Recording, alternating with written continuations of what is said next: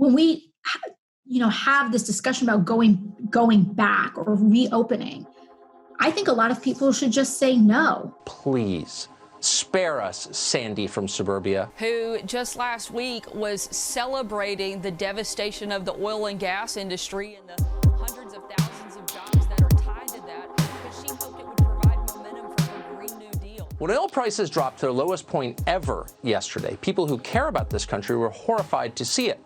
The oil and gas industry employs nearly 10 million Americans. That's more than 5% of all jobs in the country. And for those people, this was a tragedy. But for people like Alexandria Ocasio-Cortez, it was a cause for celebration. She tweeted and then deleted what she'd posted.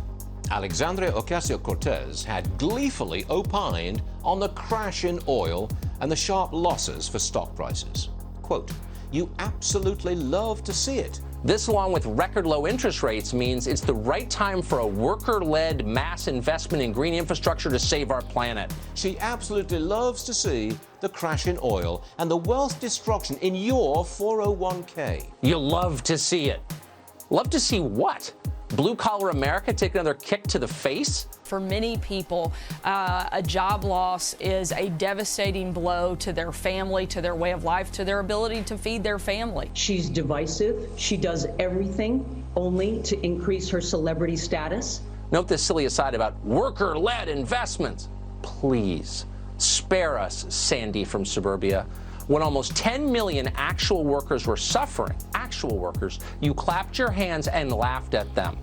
Go back to Westchester, you entitled moron. If it takes 20 million Americans suddenly unemployed, businesses ruined, and thousands in lockdown misery, surely she should express a little less glee and a little more understanding of the catastrophe the virus has unleashed. Well, most people would want to go back to work. They want to make a paycheck. AOC is urging a work boycott. When we have this discussion about going back or reopening, I think a lot of people should just say no.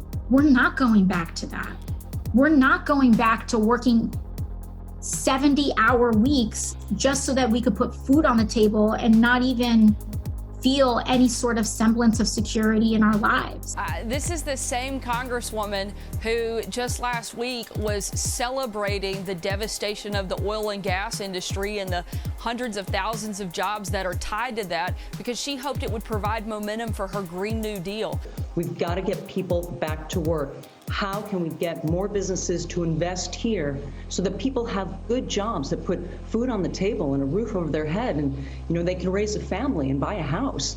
That's what they want. The president is looking for ways to protect them, to help them. She might want to join in that effort instead of putting people down who are struggling and trying to figure out how best to help their families and provide that food. She might want to go back and remember that when she was a bartender and not a member of Congress, she didn't have that luxury. She had to show up to do her job in order to get a paycheck, and her totally out of touch lack of understanding of that is just mind-blowing.